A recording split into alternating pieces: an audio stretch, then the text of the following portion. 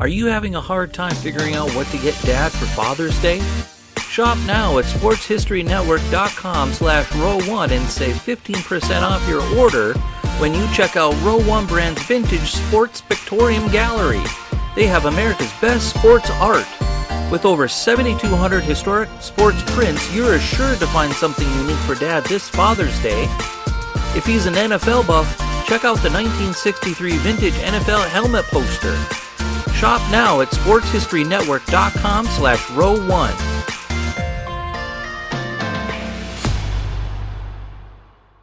After the Baltimore Colts and before the Baltimore Ravens, so many leagues tried to make a go of it in Baltimore. The USFL tried it with the Baltimore Stars, and even though the Stars won a championship, they actually never played in Charm City. Baltimore had hoped an NFL team would move there or an expansion team would be awarded. Baltimoreans had given up hope, but the CFL, the Canadian Football League, thought the mid-1990s would be a perfect time to bring its brand of football to the lower 48 and embarked on an aggressive expansion plan that included Baltimore. At first, fans were a little skeptical, but they got behind their new team, and the CFL got way more than it bargained for. The team, eventually known as the Baltimore Stallions, was a powerhouse and won the CFL's historic Grey Cup, and then, just like that, poof, they were gone. Next, on Sports Forgotten Heroes, we're going to go back in time with Ron Snyder, author of the new book, The Baltimore Stallions, The Brief, Brilliant History of the CFL Championship Franchise, and talk about this forgotten championship team. This is Sports Forgotten Heroes, a tribute to the stars who shaped the games we love to watch and the games we love to play. Stars who provided us with many thrills, but when their time was up, they faded away. We'll take a look back at their spectacular careers, their moments of fame, even if it was just for one season or just one game. And now, here's your host, Warren Rogan. Hello and welcome to the latest edition of Sports Forgotten Heroes. You know, right about now, not only is baseball supposed to be in full swing, but as I release this new episode of Sports Forgotten Heroes, today is June 9th, 2020, and in just 2 days, June 11th, the Canadian Football League was supposed to start its 2020 regular season with the BC Lions visiting the Edmonton Eskimos. But just like the rest of the professional sports world, at least team sports in North America, the CFL has been sidelined by the coronavirus. There is still some hope that the league will move forward later this season. Hatched in 1958, the CFL has had an illustrious history. Currently, there are 9 teams. In the West Division, there's BC and Edmonton, the Calgary Stampeders, the Winnipeg Blue Bombers, and the Saskatchewan Rough Riders. The East Division is made up of the Hamilton Tiger Cats, Montreal Alouettes, Toronto Argonauts, and the Ottawa Redblacks. Of course, like any league, teams have come and gone, but at one point, the CFL looked to expand its reach and it dipped its toes into the U.S. market. It was 1993, and the CFL expanded into the U.S. with the Sacramento Gold Miners. In 1994, the CFL added the Las Vegas Posse, the Baltimore CFL'ers, and the Shreveport Pirates. In 1995, it added the Birmingham Barracudas, the Memphis Mad Dogs, and the San Antonio Texans. And then, just like that, the league was gone. Ron Snyder, a fan of the Baltimore entry to the league, just finished writing a book, The Baltimore Stallions, The Brief, Brilliant History of the CFL Championship Franchise. Published by the great folks at McFarland, Snyder discusses the brief history of the team, Baltimore's fascination with football, and how they were ultimately abandoned during an incredible run towards the Grey Cup after Art Modell announced he was moving what was the original Cleveland Browns to Baltimore. Now, before we get into today's podcast, just a few reminders. Please follow Sports Forgotten Heroes on Twitter at SportsFHeroes. Check out Sports Forgotten Heroes on Instagram. Look for the Sports Forgotten Heroes page on Facebook. And please visit sportsfh.com.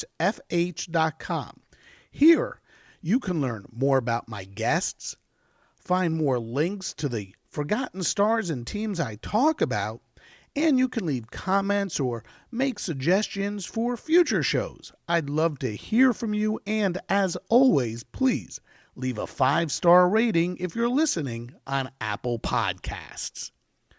So the Baltimore Stallions, it was definitely an interesting time for football in Charm City. Football fans were upset with the NFL. They were spurned over and over again, and when the CFL came to town and Baltimoreans saw that the product was real, they got behind the team and offered more support than any other team based in the U.S. or Canada was receiving. And here to tell us more about it is Ron Snyder, author of the book, The Baltimore Stallions, The Brief, Brilliant History of the CFL Championship Franchise.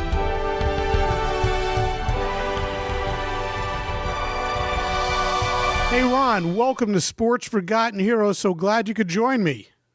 Oh, thank you for having me today. I really appreciate the opportunity. Sure. Hey, let's start with the big picture here. And later, we're going to dive into Baltimore. But first, the big picture. What was behind the CFL's expansion into the United States?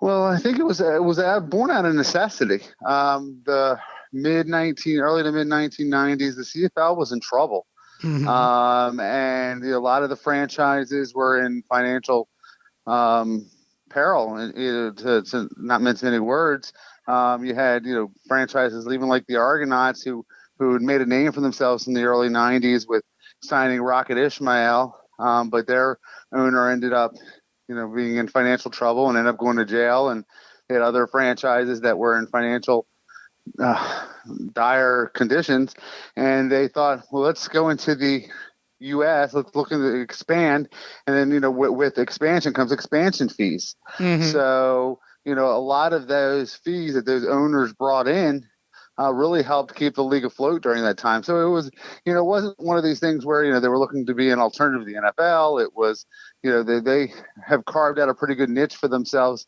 for decades and decades, but it was an idea of what we need to do this to try to survive.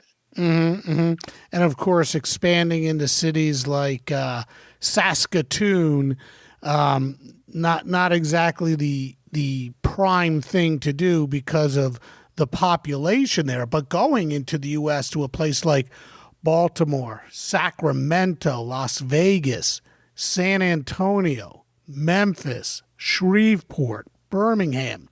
These are the cities that the CFL expanded to.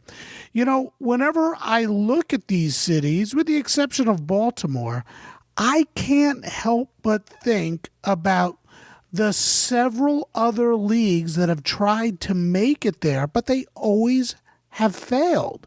The USFL, the World Football League, the original XFL, the AAF. What is it about these cities that attract these leagues, yet the NFL never goes there except for Baltimore and, now Las Vegas? Well, I think you look at those cities, and all of those cities have tried to attract an NFL team and have failed for the most part. A lot of those teams were in the running. Also, those are a lot of football hotbeds, right? People love football in all those cities. But what we've seen is that what it rules the day there is not professional football. It's high school football. It's college football. Look, Birmingham would be great until it's time for, the Tide to open camp. Tennessee, look, they've done well, but, it took with the Titans, but, that was the Tennessee football, LSU football. I mean, these are areas that are more successful when it comes to high school and college football. And then what happens is that you can't obviously play during the NFL season. So what happens is you play in in the spring or the summer, and it's really, really hot during that time. It's not conducive to football. So you take that combination, and then people have tried and tried again. And, again, we saw it with this. And, I think the current version of the XFL, that the closed up shop is probably a bad example, because I don't know if we knew what was going to happen. I mean, they seem to have gained a little bit of traction this time around, but of course, circumstances beyond their control ended their season, and really, I don't think they had the financial wherewithal at that point, that early on in its existence, to weather the storm. Sure. Back to the CFL. You said it, in the 1990s, they needed money, but prior to the 1990s, the league was somewhat stable. Why did it suddenly fall on such hard financial times that they needed to expand, and they needed that expansion money to survive? Well, a lot of it was poor ownership groups. They of course, early 90s, also early 90s, there were some up and down economic times, but a lot of it was just poor ownership groups. They didn't have a great TV deal. So, and, again, just that competition for the sports dollar. CFL has had a niche, but you think about what ruled the day around that time. You had the Blue Jays, hockey. And it just, I think it was a plethora of reasons. And the CFL has had this, up and down cycle for decades. They go through periods like this, and we're seeing it right now, obviously, again, for other reasons and just finances. I think they had kind of carved out a niche there for several years and had a nice run. But I think, again, that they kind of ebb and flow through the years. Now, we're talking about the Baltimore entry into the CFL. But before we get there, one other question. What led to the ultimate demise of the CFL in the United States? Why didn't it survive? Well, I think there's a combination. One we talked a little bit about before. The markets that were in there were college football and high school football hotbeds. A lot of those teams couldn't compete.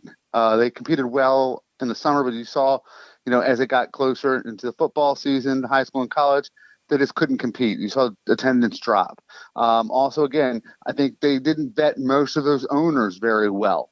A lot of the owners, with the exception of maybe Memphis and San Antonio, were not the best of owners. Third, I think it was a hard time to sell this football. It's a different style of football, more players, longer field, some different rules to the game. It was hard for people to understand that as well.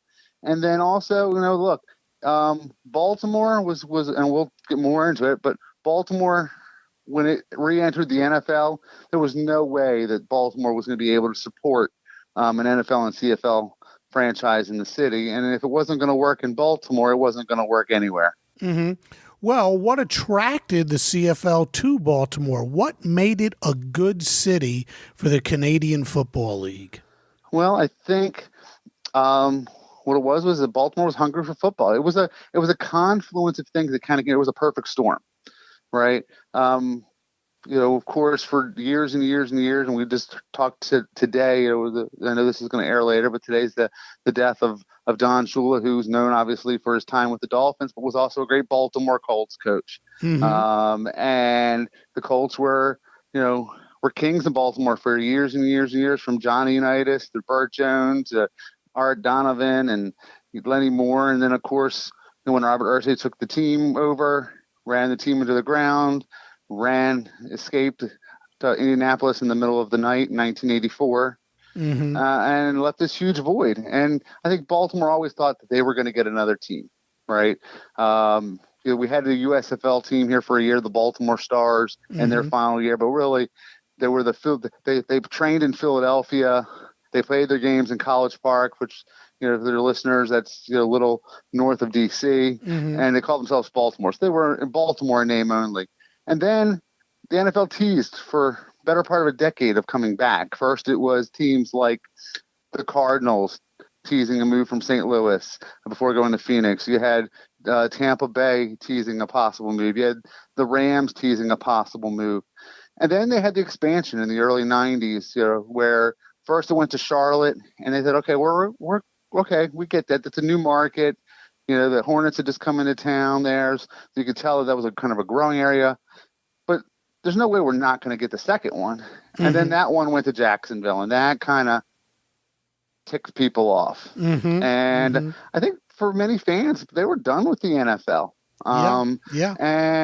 But they still love football.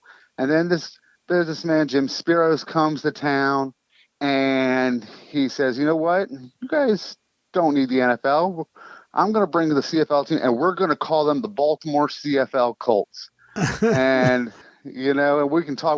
I'm sure you're going to ask me some questions about that, but that just galvanized the city. It was, Baltimore's a blue collar town. This was a blue collar team. This was us against the world. Forget you NFL. We're gonna make this CFL thing work here in Baltimore. What made Spiros think that he could operate a team, a CFL team in Baltimore? Talk about Jim and why he wanted a team there. Jim was a businessman who just understood Baltimore. He's from the Virginia, the DC area. He played football at Clemson. He was on the staff with the Redskins and won a Super Bowl ring. So then he saw what was going on here in Baltimore with the loss of the expansion team. He saw an opportunity. And I think they, once he saw that they weren't getting an expansion team, he saw the opportunity. And again, I don't think it could have worked at any other time, but it worked there. Fielding a team is only part of the equation. Finding a place to play is a biggie. And in Baltimore, the natural place to play was Memorial Stadium. The Colts would play there. The Orioles moved out 3 years earlier to Camden Yards, but their minor league team called Memorial Stadium home for a year. But to say Memorial Stadium was ready to host a football team would be somewhat of an understatement, don't you think? What kind of condition was the stadium in, and what did Spiros have to do to get the stadium ready? Well, first off, I was impressed that you knew that the Bowie Bay Sox played played there for a year in 1992, their first year before their stadium was built. But I think it was one of the things that Spiros underestimated, and I think we all did. We didn't really.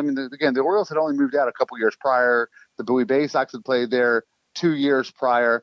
But when he got there, it was obvious that Memorial Stadium was in a state of disrepair.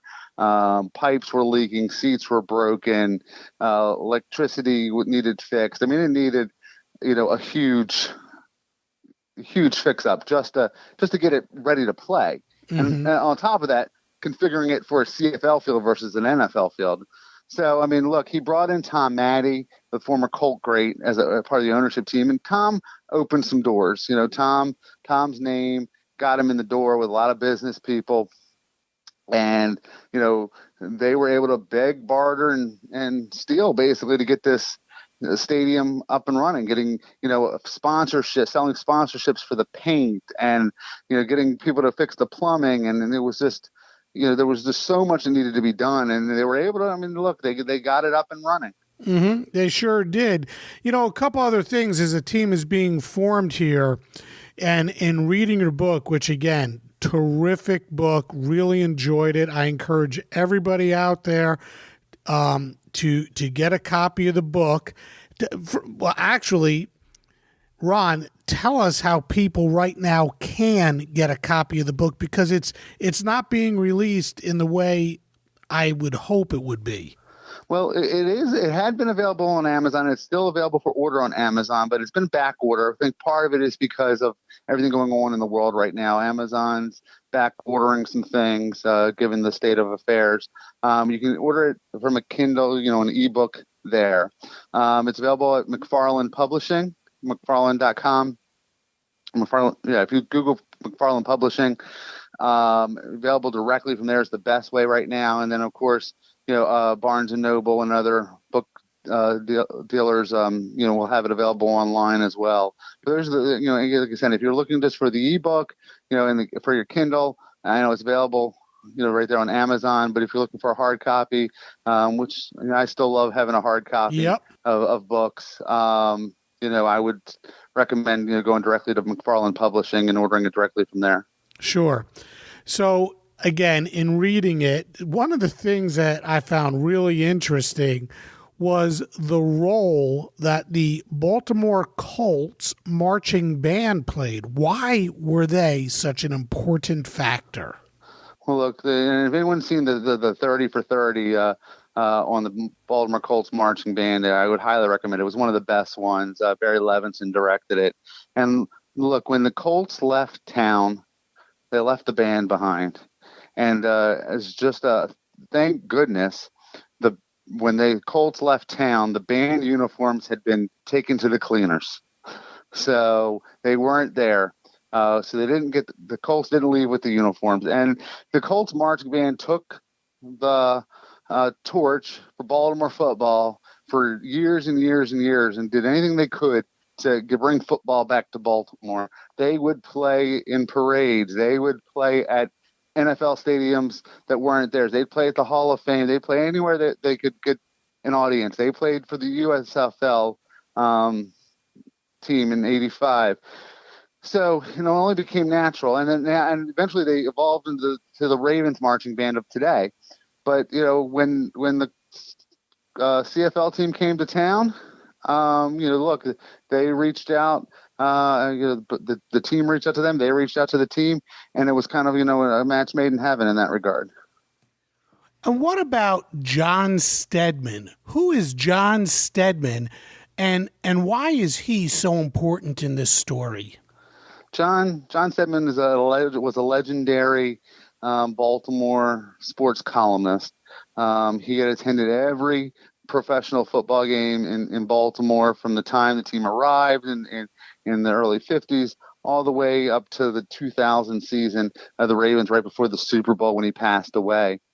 And again, his opinion mattered. He was a great journalist, but he was also a supporter of Baltimore, and he had done everything he could to try to get the attention of the NFL.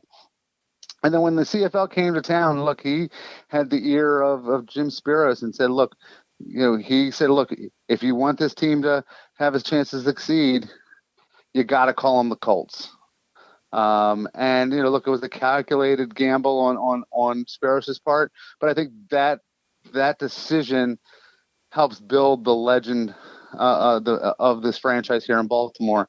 The battle that the NFL had with them, taking the court over the name, and just galvanized. It only galvanized the fans here in Baltimore. So they're like, fans are like, let me get this straight. You take away our Colts. you shut us out in expansion. You have other teams kind of tease us before using us to go to another city.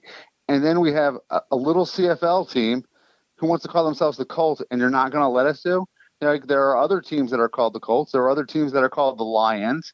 The CFL had the BC Lions. Yeah. There are different. It's Heck, not like in it's the CFL, and in the CFL, you basically had two teams called the same thing: the Rough Riders and the Rough Riders. And you're right. You have the Arizona Cardinals. You have the St. Louis Cardinals. You have the New York Football Giants. You have the San Francisco Giants. There are teams in different sports: the Winnipeg Jets, the New York Jets, that have identical names. Heck, in college football, how many teams, are there with the same name? But the NFL squashed the name Colts, even though it was the CFL Colts. So take us through the naming of the team and how that by using the name Colts, even though they ultimately couldn't call themselves the Colts, how did that help build a following, even though there was sentiment that the name would have to change? Well, again, it galvanized the city. In this business, look, getting yourself attention is a huge part of the battle, and nothing got this team's attention more, the fans' attention more than naming them the Colts. And then when the NFL goes and sues, right, it only galvanized the fans more. This was lead story on ESPN. This was lead story in the New York Post and the Washington Times, and all the major news organizations was covering this battle. And at the end of the day, they win an injunction. And because of that, the day before, or shortly before they play their first game, they have to get rid of everything that says Colts. Hats, shirts, programs, tickets, signage. So you literally had interns taking the programs and taking the shirts and taking the memorabilia and with a Sharpie and blacking out the word Colts. I mean, I'm thankful that, I have a copy of the first program that says Colts. I have a hat that says Baltimore CFL Colts. I mean, which led them to really at that point play that first season as the team with no name. They were known in most circles as you would refer to them as the Baltimore CFL'ers or the Baltimore CFL football team or, whatever you wanted to call them. I think most of them called them the CFL'ers because what else are you going to call them? Right. And then, trying to stay in the same category or the same vein, they ultimately call themselves the Stallions. And getting to the Stallions was a process too. They weren't the Stallions until their second season. So how did they come up with the name the Stallions? Well, there was a contest at the end of the first season, and I think they just realized they weren't going to win the battle with the NFL or it wasn't financially viable. And so they went with something similar. The ironic thing is that the logo that they went with, if you look at the Denver Broncos, it is so similar. It's very similar. People in Baltimore will point that out. So we were just saying, just note the similarities. But that's how that came about after that first season. Well, you sort of touched on this too. How much did the Baltimore faithful hate, and I use that word, hate, on purpose here, how much did the Baltimore faithful hate the NFL at this point? There was a hatred. I mean, I think, there was the hatred because, again, it was, you think of it as, you get spit on, you get kicked, you get thrown out. The NFL was built. You ask many people in Baltimore, what was the NFL built on? It was built on the 1958 championship game between the Baltimore Colts and the New York Giants, the first overtime game in NFL history. That has been dubbed by many the greatest game of all time. Another great ESPN 30 for 30 special was on that game. I mean, and so then for a league to build themselves on the back of Baltimore and then to ignore them and throw them off to the side. Paul Tagliabue, the commissioner, told people in Baltimore, maybe you should take that money and build a museum. And that, again, that just kind of angered the fans even more. So, again, Baltimore's got an inferiority complex in many ways. It's us against the world. And this was just another example of that. Mm-hmm. All right, let's get to the product on the field. First, the CFL game is different than that of the NFL game, beginning with the field dimensions. How many players are on the field? The rouge. 3 downs versus 4 downs. Spiros knew that in order to succeed, he had to get a CFL experienced executive as opposed to a former NFL executive who would learn on the fly. Talk about Spiros' philosophy and how he convinced ex-CFL people to come to Baltimore, beginning with the Don. Well, the Don Matthews, was, again, a very experienced CFL coach. And he knew, again, the two biggest things was he understood football, but he didn't understand, Spiros understood football, but he didn't understand CFL football. And he knew that for this team to be, successful, he needed to bring someone in. And Don Matthews had tons of experience with as an assistant and as a head coach, was a championship winning coach.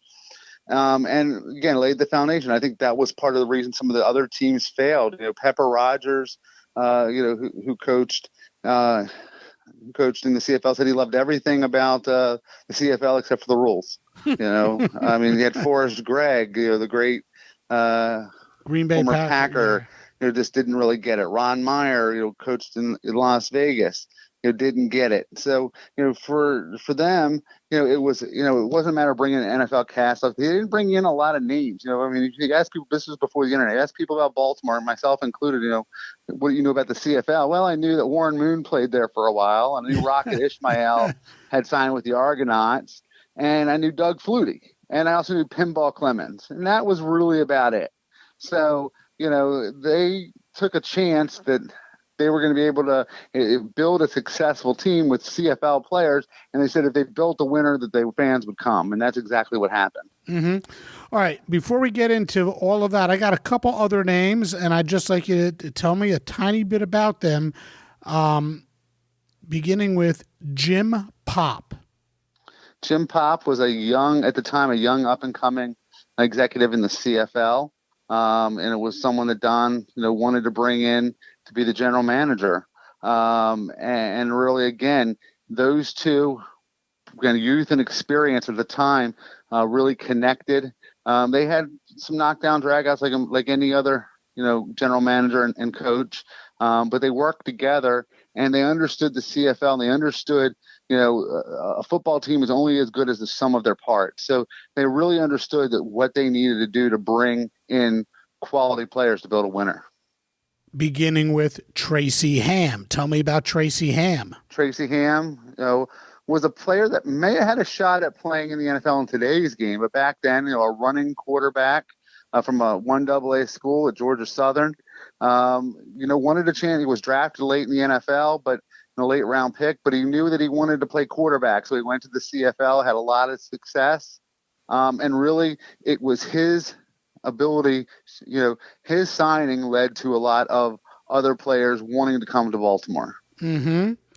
Mike Pringle. Again, probably the greatest player in CFL history. Started off, with the World Football League. And then when the Sacramento Surge became the Sacramento Gold Miners, he stayed on with them in the CFL and then went on to get traded across the country. Look, he was a West Coast guy. Wasn't sure that he wanted to go to Baltimore. Wasn't even the starting running back originally in '94.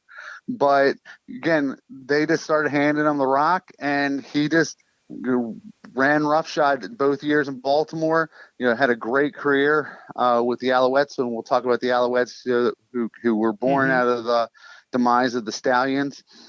And then really, again, went on to be arguably the greatest player in CFL history. Mm-hmm.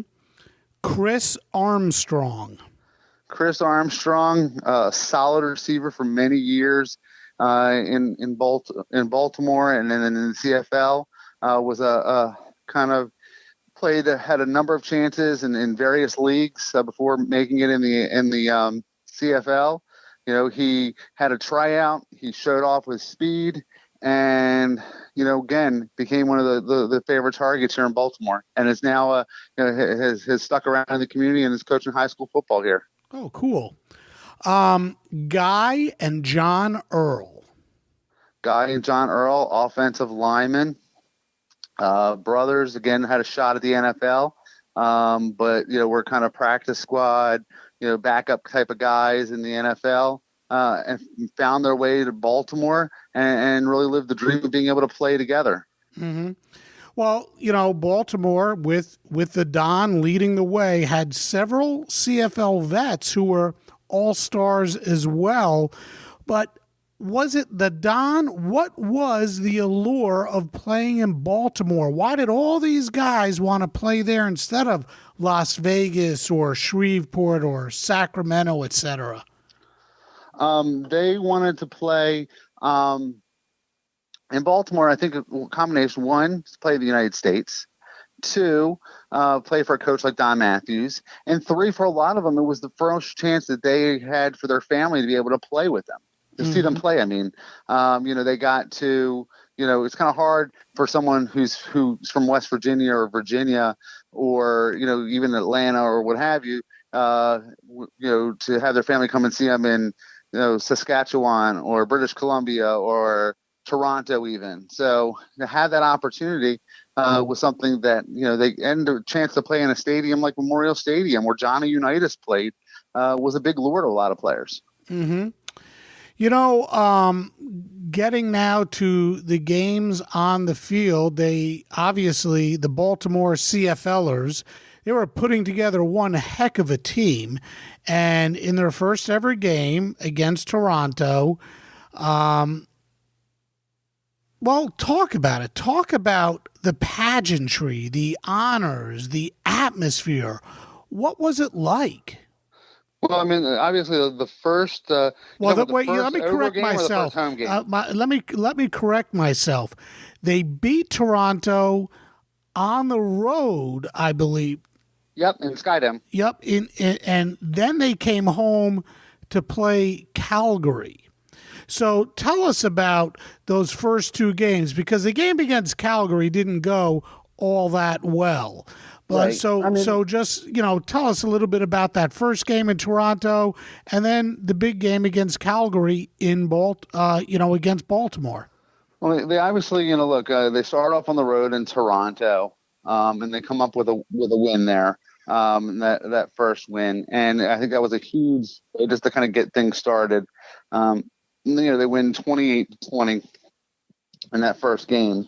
And then, they knew what they were doing. The league wanted to, get people excited about football here in Baltimore. So they knew scheduling that game against Calgary. Doug Flutie was playing at the time, still a huge name. But, obviously the biggest star at that point in time in the CFL, was still known for his Heisman Trophy year in Boston College. And it was also a Manchester, Maryland native, which a lot of people didn't realize. And you had 39,000 fans show up. Just to put that in perspective, the XFL this year was excited if 15 to 20,000 fans were showing up. So this was 40,000 fans showing up for a CFL game, and they started off, coming out on the field. Ironically, well, not ironically, but poetically, they were brought onto the field in moving vans because Baltimore Colts left the field, left Baltimore in moving vans. And, again, fans didn't care if they were called the CFL'ers. The announcer would yell, "You're a Baltimore CFL," and everyone would yell Colts. There would be COL, all the old fans from the Colts corrals were there. The band was there. You had Johnny Unitas and Art Donovan and Lenny Moore and all of those players, on the sidelines. And it had the feeling that there was going to be a storybook ending. But unfortunately for the Baltimore CFL'ers in that game in Calgary, outscored Baltimore 20-0 in the fourth quarter to break open a close game and win the game 42-16. The timing for Baltimore's entrance into the CFL was actually quite good. I mean, you might say a confluence of factors led to the team's success. Baseball, it was on strike at that time of year, July. Right. So there's no NFL. There's no college football at this point. People are starving for sports. I mean, it was perfect timing.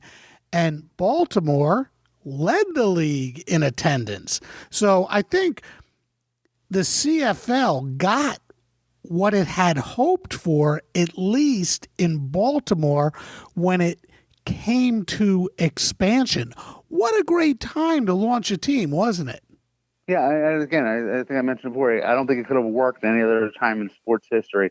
And you have a city that's galvanized against the NFL because they lost out on expansion.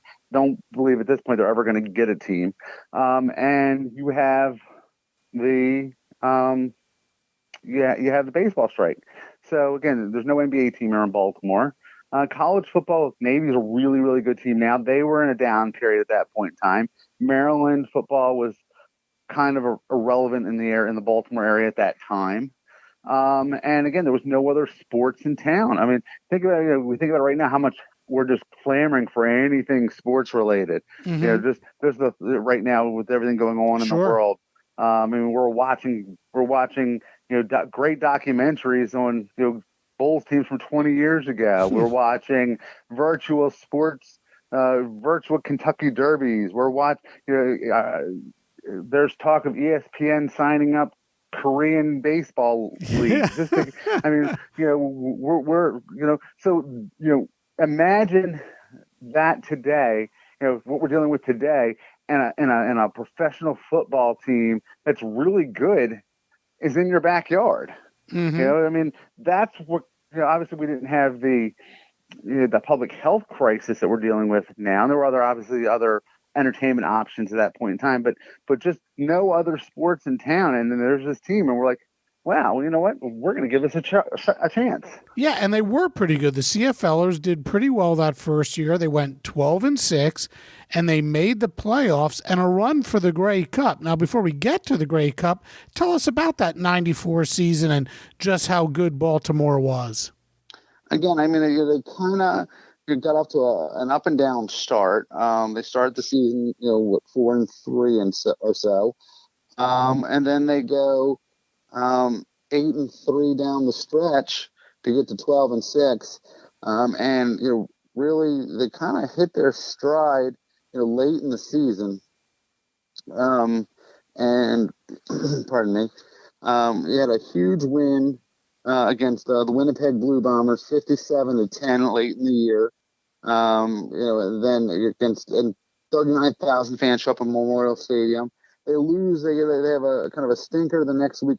Blues getting shut out 18-0 against the Gold Miners. But they get hot in the playoffs. They have a huge win again against Toronto. In Baltimore, they win on a late field goal to beat the Blue Bombers again to get to the Grey Cup, and then they play in what many consider one of the greatest, if not the greatest, Grey Cup of all times. It was a back and forth game against an underdog BC Lions team. And again, this was a cultural thing as well, because again, one of the things I learned about this while writing this book was just how upset many Canadians were by the chance of a U.S. team winning the Grey Cup. Yeah, so the Canadian football fans did not want a U.S. team to win. And it was sort of a us against the world mentality for Baltimore. And right. There was a controversial play that may have been the difference, the Ray Alexander catch, or was it a catch?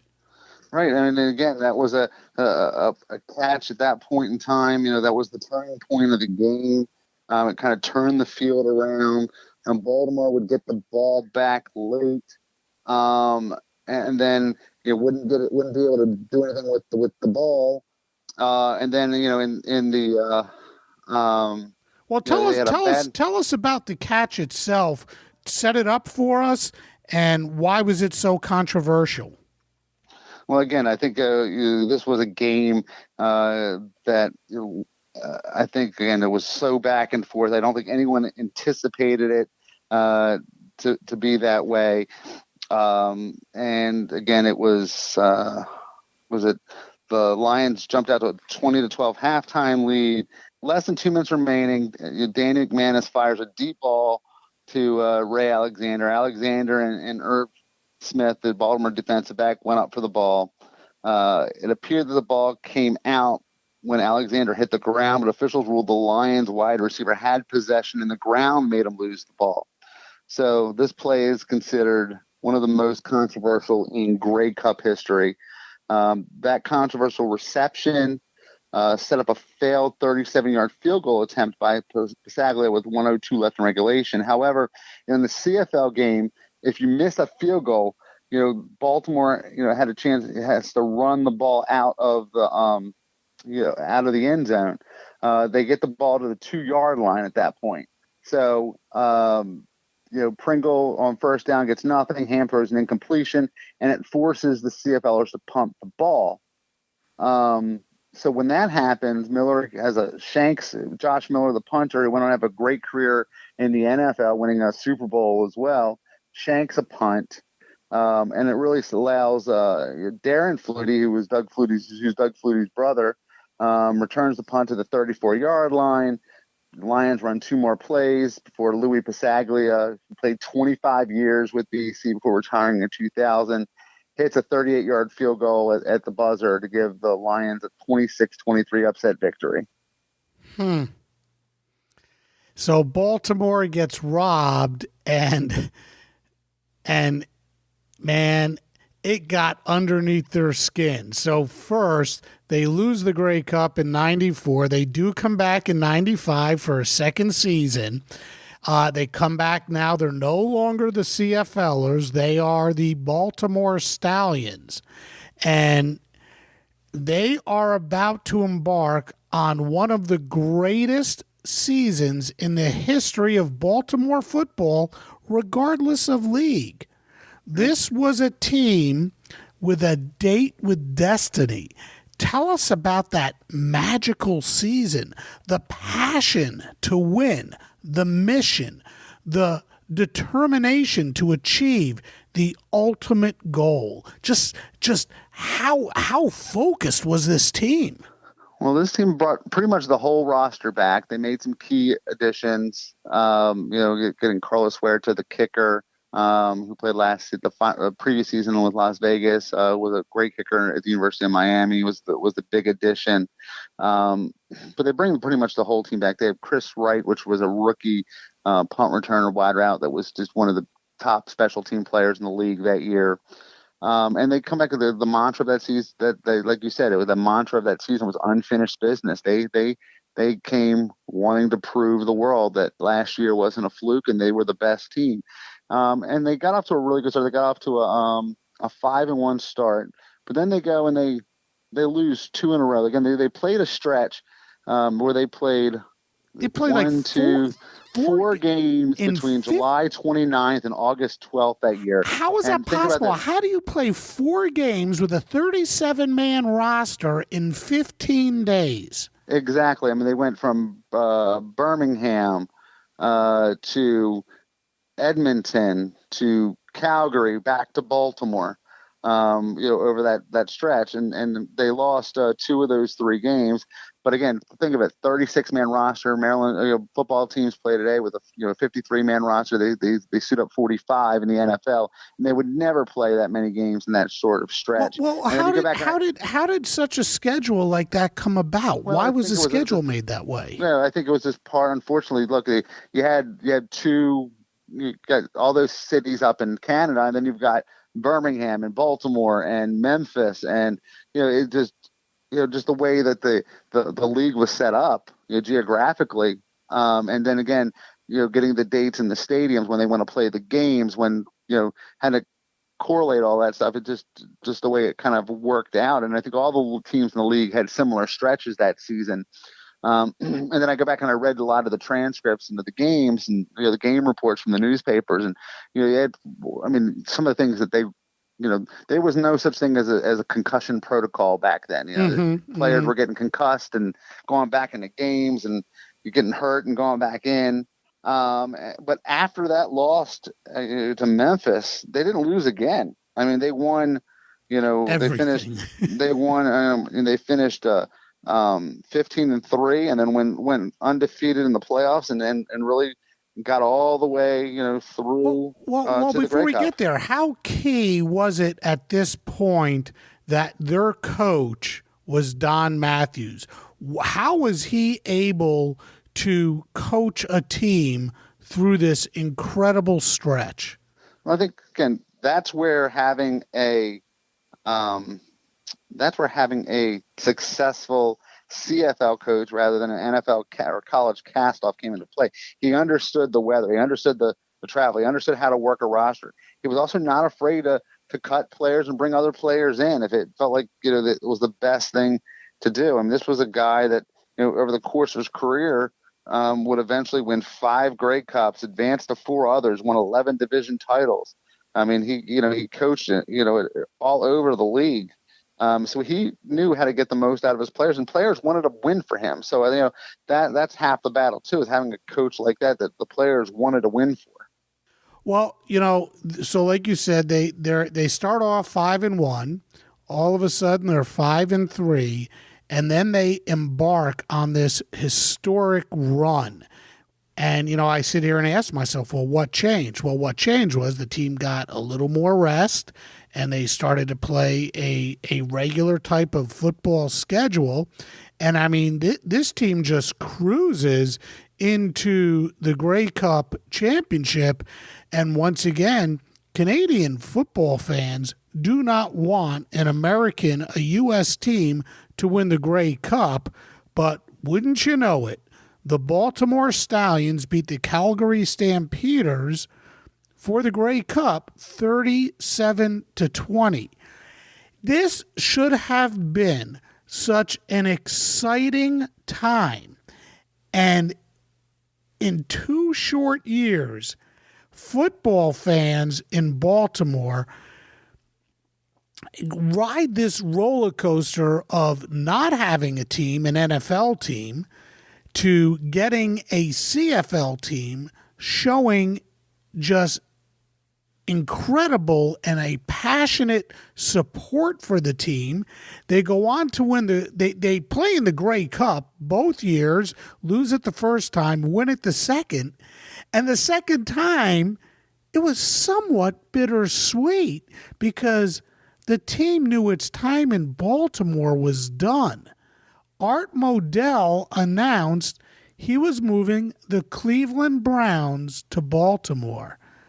The CFL cannot compete with the NFL, especially on U.S. soil.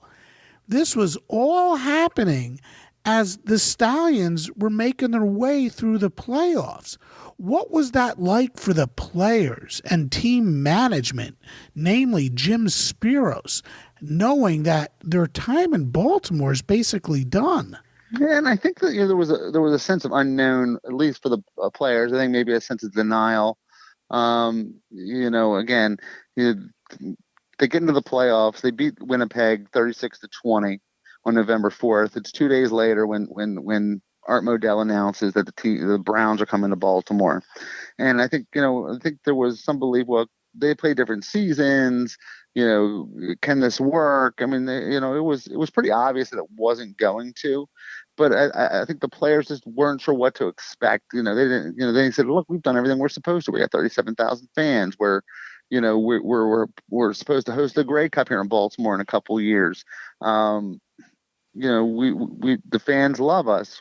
Of course, we can make this work." And obviously, there were a lot of things, finances. It just wasn't going to work. There's only so much advertising dollars. The marketing dollars dried up. The advertising dollars dried up. And it dried up in the middle of the season, right. Or in the playoffs. I mean, all of a sudden, all this money is being pulled away. Right. And I kind of made the analogy. It's kind of like a guy's dating a girl for a long time, and then she cheats on him, doesn't treat him very well. Goes and runs off.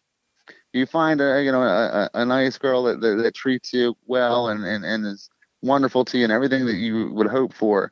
Then that one that cheated on you calls back and said, "I'm sorry. I want to make it up to you.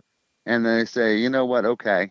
That's kind of, maybe we're simplifying, but it wasn't going to work. And again, the CFL expansion in the U.S. wasn't going to work at that point. You had other teams that were already folding, and even if Baltimore had survived another year, would there even going to be any other U.S. based teams at that point? There was talk of maybe moving the Stallions to Virginia, maybe having a team in Miami, maybe San Antonio sticking around, but it just wasn't going to work. And so, the Stallions game with the Stampeders would be the last game played by U.S. franchise in CFL history.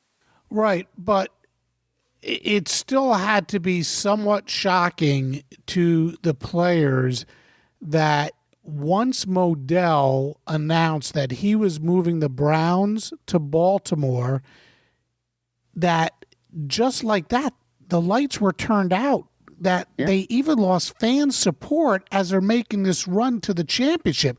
The fans are like, the heck with this. We got the NFL back. I could care less about the CFL. That sort of had to be a little surprising. Well, yeah, and look, I mean, I couldn't, they win the Grey Cup, and then they come in and they had a little bit of a celebration down the Inner Harbor, which, I didn't even remember, to be honest with you. I don't even remember. And then they were gone. Spiros sells the team, or doesn't sell the team, but he folds the team, and then they rebrand them the Montreal Alouettes again, which was the only franchise to kind of survive. But in reality, the Stallions' history is not included in Montreal's history, although a lot of fans look much like the Orioles know, Baltimore Orioles know that they were the St. Louis Browns before they came to Baltimore, or the Ravens were the Cleveland Browns, that kind of thing. They're not really included in the history, but you can't deny that the success that Montreal would go on to have for years and years after arriving there was in part because of the core that followed them up from Baltimore. Mm-hmm.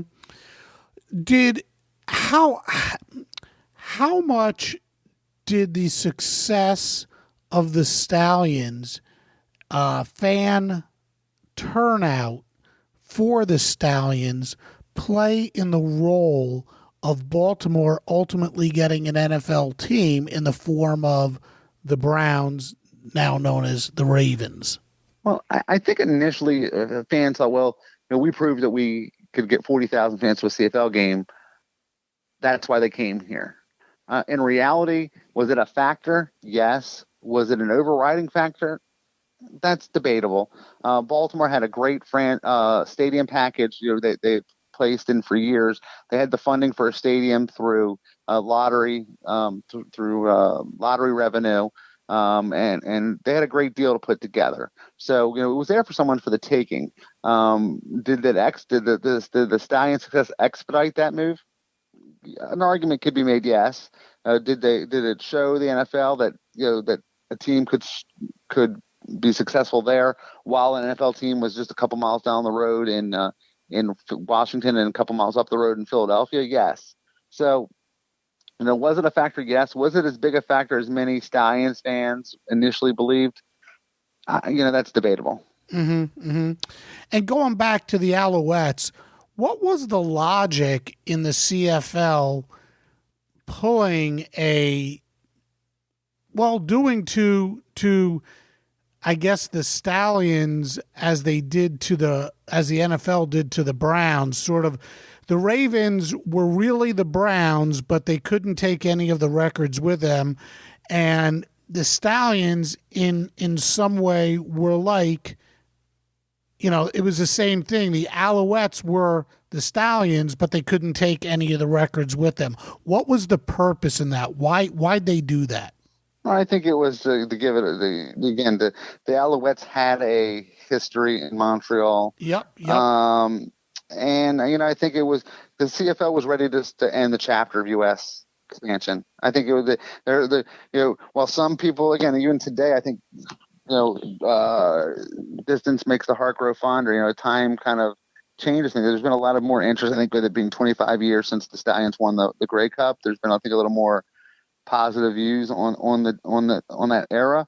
But I think those in Canada wanted to pretend that those 3 years never happened. and boy, it must burn them that there is an American team, a United States-based team, that is a Grey Cup champion. That's got to get them. Yeah, absolutely. I think it does to some, but others, I've had a lot of media and fans reach out to me from Canada that look fondly on that team because, look, those were players that were rooted very strongly for in Canada prior to them going to Baltimore and after them going to Baltimore. Some of the greatest players in CFL history: Mike Pringle, Tracy Hamm, Alfred Payton. Don Matthews, the greatest coach in CFL history. Jim Popp, the greatest general manager in CFL history. Mike Pringle, the greatest player in CFL history. Those are all players that are revered in Canada. And, and others that had great careers, guys like Irv Smith and Chris Armstrong and Gerald Bayless. And so many of those players were very successful, in the CFL. Another cool thing that did come out of this for Baltimore, as you note in your book, Charm City is the only city that can say it has had an NFL champion, a Super Bowl champion, a USFL champion, and a Grey Cup champion. That's pretty cool. We'll take those 7 championships and we'll match them up against anybody. They were all all teams that have a great and they were one win. We were 1 win away from getting an Arena Football League championship. So there's a lot of successful football here in Baltimore. What's the legacy of the Baltimore Stallions? I think overall the legacy is that they provided a bridge for fans. They provided a bridge between the Colts and the Ravens here in Baltimore. I was not even 6 when the Colts left town, and I was 18 when the Ravens arrived. So my whole childhood went without football, NFL football. I mean, I grew up a Dolphins fan because we would get the Dolphins games because that was the regional game that we'd get every week. So it was we got the Redskin games and we got the Dolphins games, depending what channel it was. So I was a huge Marino fan growing up because of that. But I didn't know what it was like. We didn't know what it was like to tailgate or, how to root for a team or anything like that. I mean, think of a whole generation of fans gone, right? They showed us how to be football fans. They brought that passion for football back, and they gave us. I'm still excited. I could tell you all those players, all those games, as well as I could. Players probably better today than I could tell you who's on the Ravens today. Interesting. In your research in writing the book about the Baltimore Stallions, what surprised you the most? I think it was just the cultural aspect of how angry a lot of people in Canada were about a U.S. team winning the Grey Cup. We were so wound up in the fact that it was us against the world, us against the NFL, us against, I think that I didn't really realize that I was 15, 16, 17 years old at the time. And I just didn't realize just how much angst there was about that, about them even expanding. The CFL has survived in part where some of these other alternative football leagues have failed, in part because it's purely Canadian. They have the Stallions never had to have a certain amount of Canadian players on their roster. You have to have so many players on the roster that are from Canada. You can't do that here in the United States for obvious legal reasons. And I always thought to myself, well, why are they so? And I'm thinking to myself, why are they so mad? At that point in time, Toronto just won the World Series, right? So a Canadian team was home to the America's Pastime Championship, right? Yeah. But the CFL is a purely Canadian league, and those are fans that are passionate about it. We're passionate about it staying in Canada. So I think that was the thing I learned the most about. I think as I was writing this book. I guess it would sort of be the same thing if the NFL ever expanded to Canada and a Canadian team won the Super Bowl. Or London even. Yeah, I think a lot of Americans would be pretty upset with that. So it's certainly understandable. Hey, Ron, I really enjoyed our conversation. Is there anything we left out? No, I think we covered a lot. It's been a very fast hour. So, Yeah. I looked at my watch. I was like, wow, we've been talking for an hour. But, look, I appreciate the opportunity. I'm glad you were able to check out the book. I hope others do too. This was a book that took me 10 years to get to press. It took a long time to get people to understand the story. I had to find a publisher. Even local publishers didn't quite understand the story. But for those who live this story, who live, a story that, again, I think it begins with the Colts leaving and it ends with the Ravens arriving here in Baltimore. It was a unique time in Baltimore sports history. This book is about much more than just 2 years of a CFL team. This was about a city's love for football. It was about these players who gave it all for the city, and still many of them still make Baltimore their home. The legacy of this franchise goes far beyond their 2 years. Josh Miller went on again a great NFL career as a punter, won a Super Bowl. OJ Brigance, who's battling ALS, came back here to Baltimore and won a Super Bowl with the Ravens. The only player in NFL history and in football history to win a Grey Cup and a Super Bowl with the same city. Again, Paul DiPodesto was an intern for in the front office for the Stallions. Again, all those players that went on to play in the NFL, that had higher Hall of Fame careers in the CFL, all because of the opportunity they had here in Baltimore. So again, even 25 years later, the impact of that franchise. And again, we have fans here today on social media that still get together. There are fans in Baltimore that still make the trek up to the Grey Cup each year, who love the CFL. And again, those 2 years will definitely always have a special place in my heart when it comes to sports here in Baltimore. Well, your passion is evident. I really enjoyed our conversation, and I wish you all the luck in the world with this book. Thank you so much. I really appreciate it.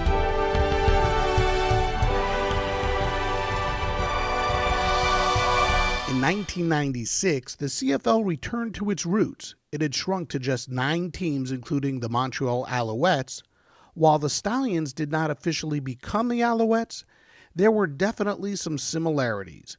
Tracy Hamm was the team's quarterback, Mike Pringle was Montreal's top rusher, and Irv Smith and Alfred Payton were cornerstones of the defense. Montreal went 12-6, beat Hamilton in the semifinals before losing to eventual Grey Cup champion Toronto in the East Finals. Today, the CFL is teetering on complete ruin. Let's hope it doesn't happen. Unlike the NFL, the CFL relies heavily on its gate for financial support, and if the season never kicks off, there are reports the CFL might never come back. Let's hope that's not the case. I'd like to thank my guest today, Ron Snyder, and the good folks at McFarland for sending me a copy of this terrific book, The Baltimore Stallions, The Brief, Brilliant History of the CFL Championship Franchise.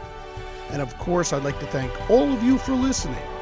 Please let your fellow football fans, friends, and family know about the podcast, and we'll see you next time on Sports Forgotten Heroes. We here at the Sports History Network proudly partner with 26 podcasts, all revolving around the history of sports.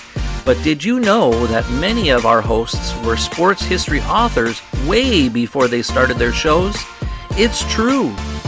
We've got Joe Ziemba, host of When Football Was Football, Joe Zagurski, host of Pro Football in the 1970s, Mark Morthier, host of Yesterday Sports, Tommy Phillips, host of Lombardi Memories, and Scott Adamson, co-host of From the 55-Yard Line. All these authors have many books for you to choose from. To check them out, go to our website at sportshistorynetwork.com/sportshistorybooks. Pick up your copy today. Soundtrack provided by Kevin MacLeod of filmmusic.io.